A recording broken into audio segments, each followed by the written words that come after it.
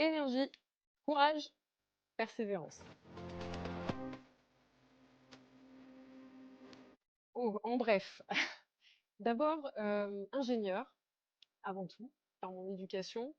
J'ai démarré dans l'aéronautique, militaire, dans la défense, chez Dassault Aviation, pour après rejoindre le secteur de l'énergie, où j'ai eu la chance de travailler dans une cinquantaine de pays. La preuve en est, mes 2 passeports.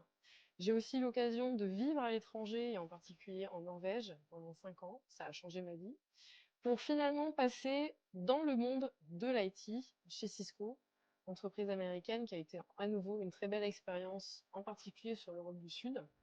Et enfin, maintenant, depuis un peu plus de 4 ans, dans le comité exécutif de Nexans, où j'ai occupé plusieurs rôles. D'abord en charge des ventes, du marketing et de la communication, puis d'un gros PNL industriel sur l'Europe, et enfin aujourd'hui dans le rôle que j'ai aujourd'hui, qui est autour des réseaux électriques dans le monde. Tout d'abord, j'adhère complètement à la vision de la Fondation que j'essaye de mettre constamment en œuvre dans ma vie personnelle et professionnelle. Pour rappel, il s'agit pour la Fondation de réenchanter le monde des industries et de son écosystème auprès des jeunes générations et d'accélérer les transitions vers un avenir soutenable. D'autre part, je me sens complètement alignée avec les 4 axes stratégiques de la Fondation que je veux porter au nom de cette fondation, sachant que 2 de mes enfants veulent devenir ingénieurs, dont ma fille aînée. La première chose, c'est l'attractivité des métiers scientifiques, en apportant égalité des chances, diversité et inclusion. Puis c'est la recherche et la formation, très importante, de façon à aider à développer des entreprises industrielles. Ensuite, c'est l'entrepreneuriat et l'innovation au service d'un impact, qui soit environnemental, qui soit digital ou autre. Et enfin, le prendre soin de soi, des autres et de notre environnement. Pour finir, je vais le dire en anglais parce que c'est important pour moi, tout le monde connaît ce terme. C'est cette fondation et cette présidence de la fondation une façon de faire du give back.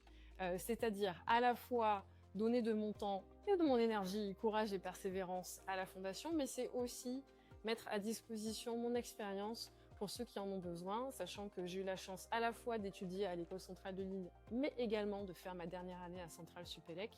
Donc c'est une façon d'être avec nos élèves ingénieurs et alumni de ces écoles centrales.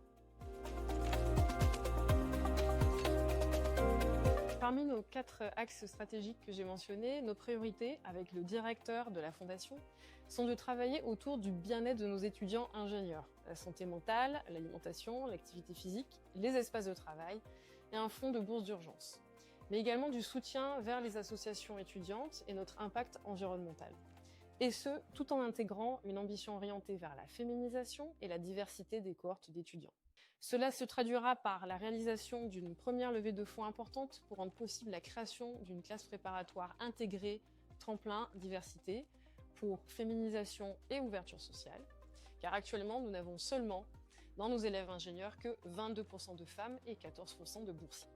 Avec la modulation des droits d'inscription, l'école pourrait apporter des fonds annuels, combinés avec du mécénat des grands groupes. D'autres projets structurants et d'importance seront prévus pour 2026 pour permettre à la Fondation de se mettre au service des étudiants et de leur bien-être, pour inculquer le prendre soin de soi, des autres et de notre environnement. Stay tuned.